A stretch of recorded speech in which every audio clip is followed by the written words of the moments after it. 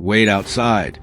Captain Amara Johnson froze, her credentials clutched tightly in her hand, the gold wings on her uniform catching the light.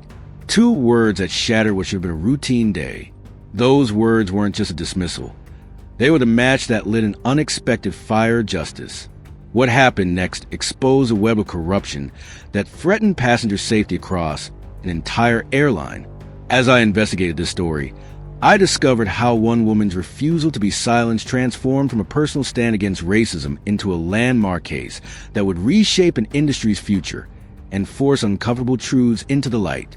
Imagine wearing a captain's uniform that tells the world you've mastered one of the most challenging professions on Earth, then being told to wait outside like an unwelcome stranger. For Captain Amara Johnson, this wasn't a hypothetical scenario. After logging over 8,000 flight hours and serving 6 years as a military transport pilot before transitioning to commercial aviation, Johnson had earned every gold stripe on her uniform.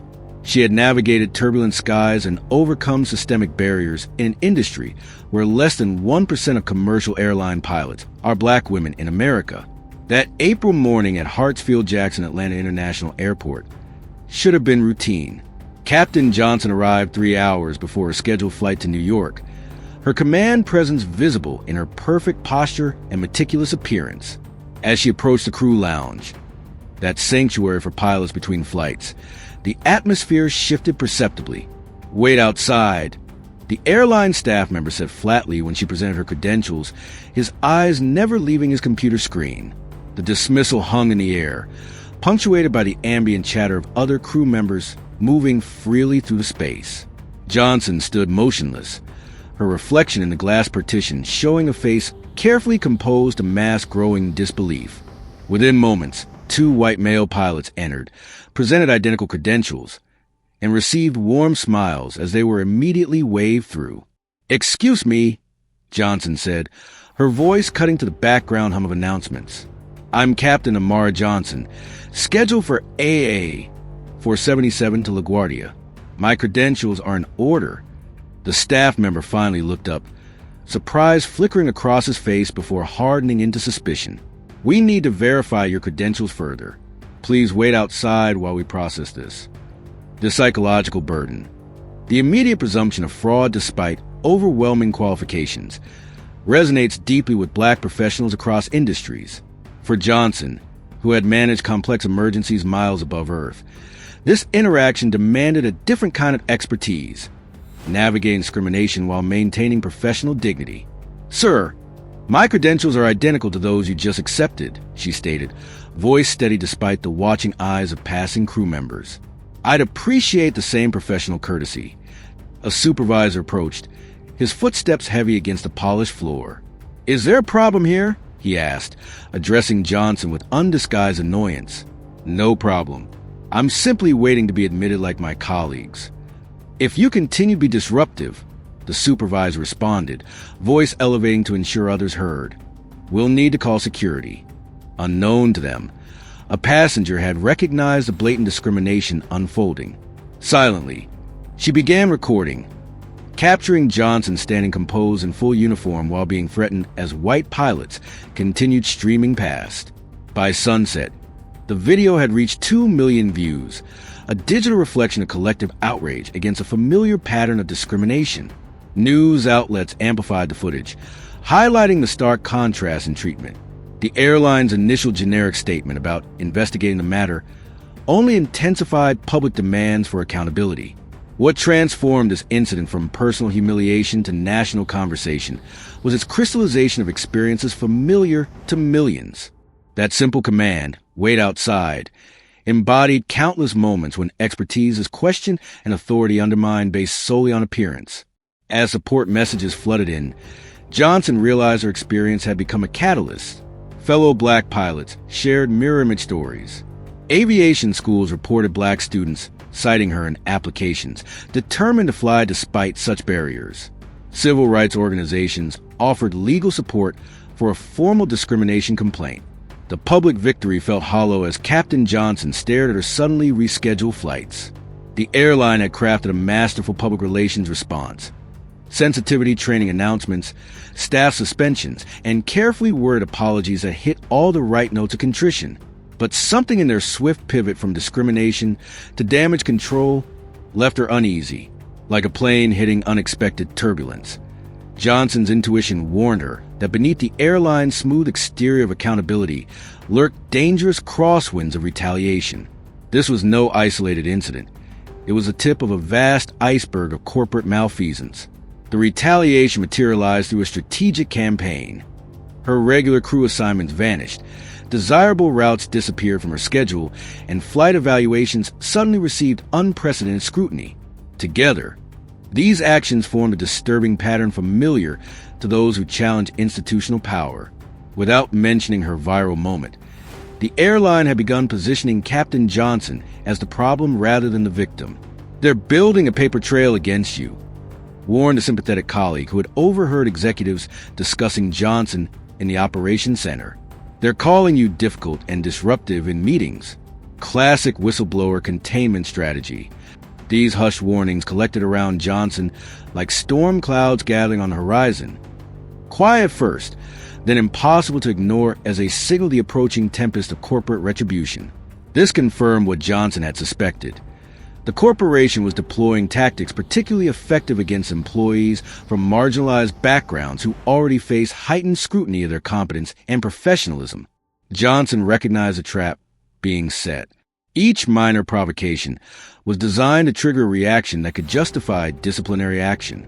Each subtle exclusion from captain meetings and flight planning sessions aimed to isolate her from potential allies. The message was clear. Speaking up had consequences, especially for those who challenged the status quo. Drawing on her experience navigating hostile environments, Johnson implemented a strategic countermeasure: meticulous documentation. Every interaction, schedule change, and unusual request now lived in an encrypted log on her personal devices. She recorded dates, times, witnesses, and exact wording. She built quiet alliances with supportive colleagues without endangering their positions. A network of resistance began forming in the shadows of the airline's operation.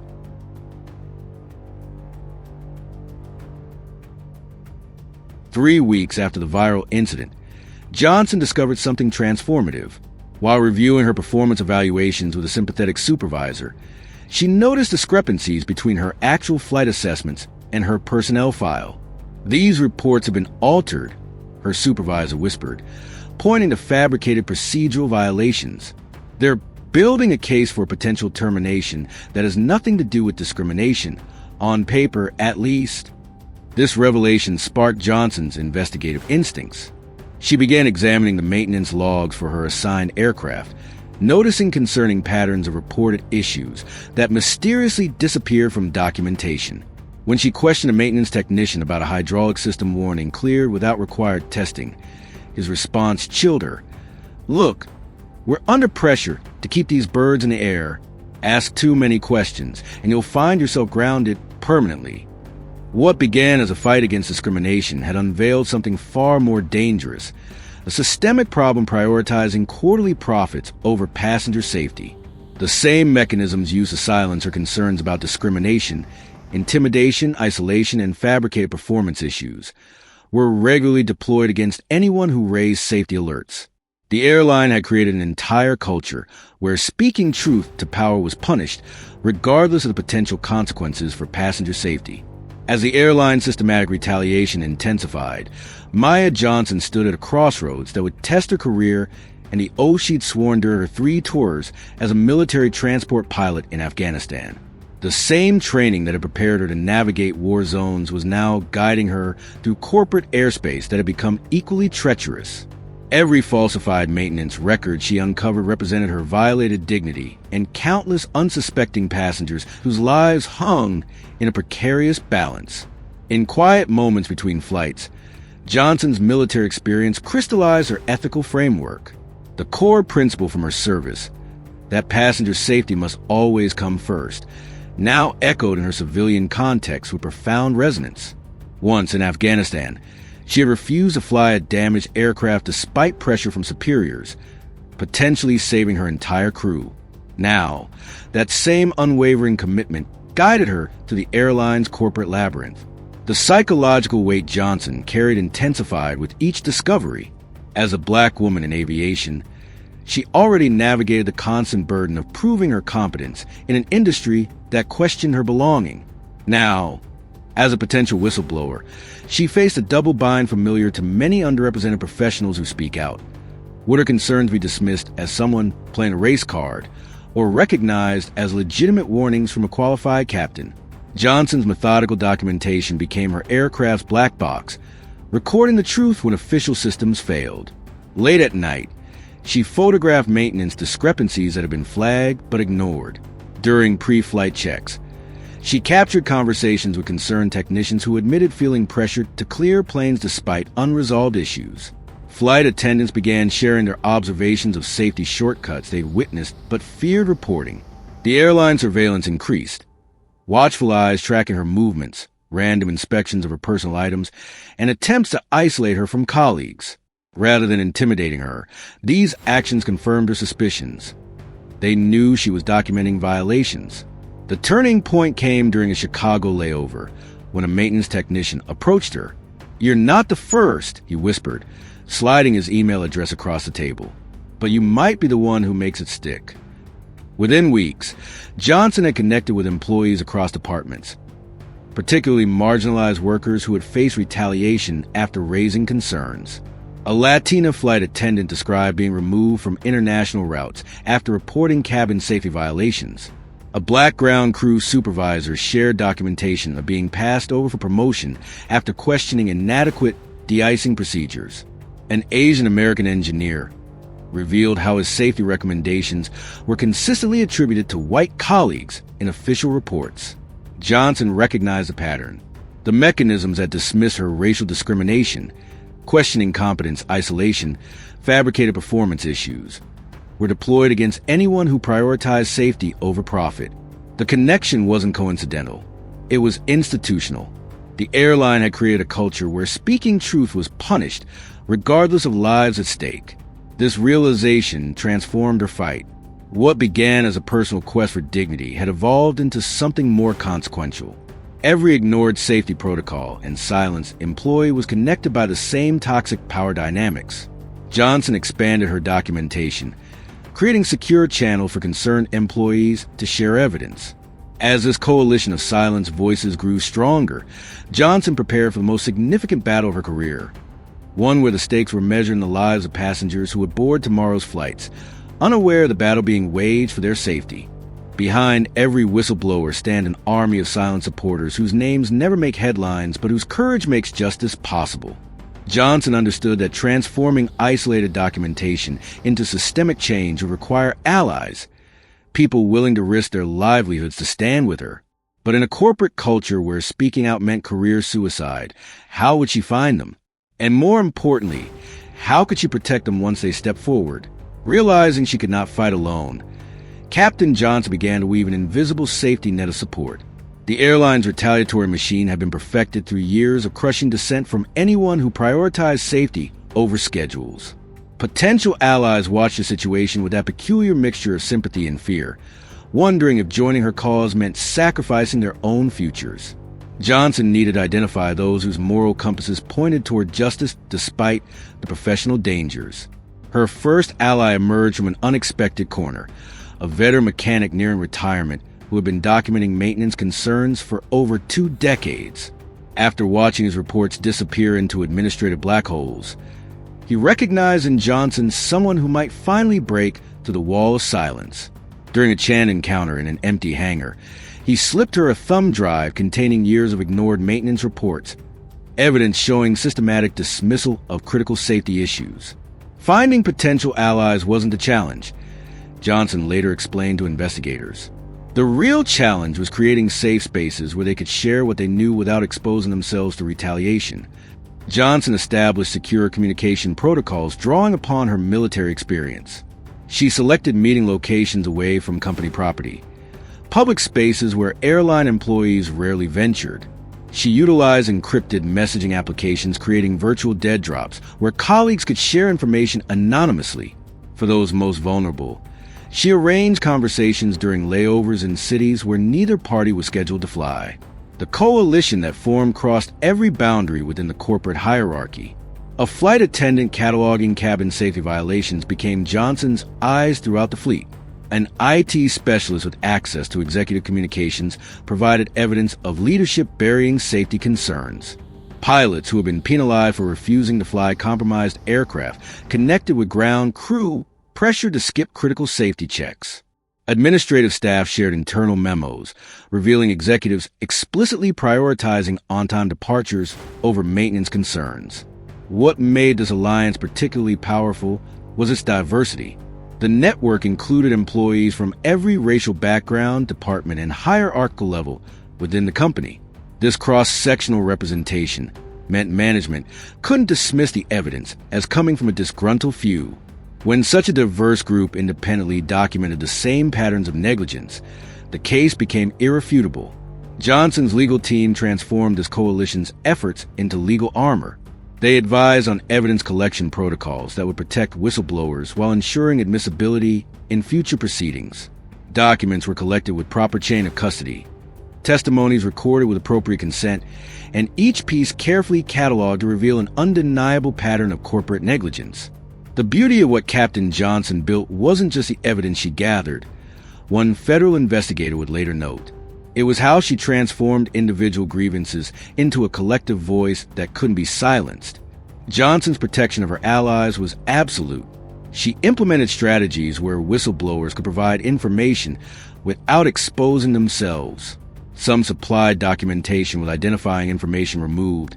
Others spoke through trusted intermediaries, while Johnson deliberately drew attention to herself to shield those who couldn't afford the exposure.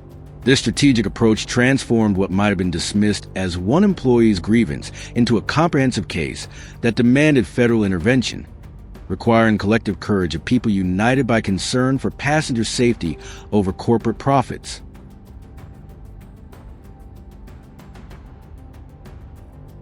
Evidence speaks only when someone forces it to be heard. As Johnson's legal team finalized their strategy, airline executives remained confident their wealth and connections would shield them from consequences. A fatal miscalculation that overlooked how a single early morning raid could transform years of documented violations into criminal indictments. Johnson orchestrated a revolutionary strategy against the airline's defenses that made the evidence roar through federal channels. Her legal team deployed a three-pronged attack, filing FAA complaints detailing specific safety violations that had been systematically ignored, submitting EOC documentation of discrimination that revealed a pattern of silencing qualified voices, presenting Department of Transportation evidence showing regulatory breaches that endangered passengers. This coordinated approach prevented the airline from isolating the investigation within a single department, creating overlapping pressure points that executives couldn't contain. The brilliance of Captain Johnson's approach was treating discrimination and safety violations as symptoms of the same disease, a corporate culture that silenced concerns and punished those who spoke up, explained her lead attorney during a press conference that sent the airline stock tumbling 15% in a single afternoon. The airline unleashed its full arsenal against Johnson. Cease and desist letters delivered to her home, PR teams questioning her mental stability, and midnight threats to her allies' families. These intimidation tactics, previously effective against isolated whistleblowers, crumbled against Johnson's network of protected sources, setting the stage for dramatic intervention. The decisive moment arrived at 5:17 a.m. on a Tuesday when federal agents stormed the airline's headquarters. Executives were caught unprepared as agents secured servers, confiscated hard drives, and sealed offices. Within hours, evidence was being loaded into federal vehicles, while news helicopters captured the public downfall of a corporate giant. The airline stock plummeted another 23% before trading was halted. What began as a discrimination complaint revealed a pattern of criminal negligence that placed profit above passenger safety, noted the lead federal investigator. The raid exposed the full extent of executive malfeasance. Systematically falsified safety records spanning 7 years, pressure mechanics clearing aircraft with known defects, and dual maintenance logs concealing dangers from regulators. The intersection of discrimination and fraud investigations created a perfect storm for accountability. Johnson's EOC complaint opened doors for federal investigators that might otherwise have remained closed. When investigators discovered that the same executives who dismissed Johnson's credentials had also dismissed critical safety warnings, the case transformed from civil violations to criminal endangerment. In court, Johnson faced her former superiors with unwavering resolve. The airline's portrayal of her as a disgruntled employee seeking revenge collapsed when she presented maintenance logs showing aircraft cleared despite critical system failures. Most dramatically, Johnson produced documentation showing an executive had ordered safety records removed from 3 aircraft the same day he had dismissed her from a crew lounge. The financial consequences devastated what had been one of the industry's most profitable carriers. The airline stock lost 68% of its value as the investigation expanded, causing institutional investors to flee, credit ratings to collapse, and mass booking cancellations. The industry immediately responded with internal safety audits, strengthened whistleblower protections, and anonymous reporting systems specifically designed to protect employees identifying safety concerns. What began with 2 dismissive words, "wait outside," culminated in an industry-wide reckoning. The discrimination Johnson faced revealed a corporate culture that systematically silenced voices of concern. When Johnson was told she didn't belong in the pilot's lounge despite her uniform and credentials, she exposed how dangerous biases become when they determine whose concerns deserve attention. Conclusion: the ripple effects of Captain Johnson's stand against discrimination extend far beyond her individual experience. Her personal battle for dignity transformed into a catalyst for industry-wide safety reforms, fostering a culture of accountability that confirms what aviation experts have long maintained. Diverse teams create safer skies for everyone. Though black women still represent less than 1% of commercial airline pilots, Johnson's legacy has created pathways where discrimination signals deeper systemic failures. Her story demonstrates how justice for one voice becomes protection for all passengers. Will you recognize the seats at tables where your voice could matter most? The true measure of her impact lives not just in policy changes, but in the enduring safety net that now exists because someone refused to remain outside when they deserve to be heard. If you enjoyed this video and found it meaningful, please subscribe to the channel for more powerful stories. Your engagement helps spread awareness and keeps these important conversations going. Turn on notifications so you never miss an update. Together, we can make a difference.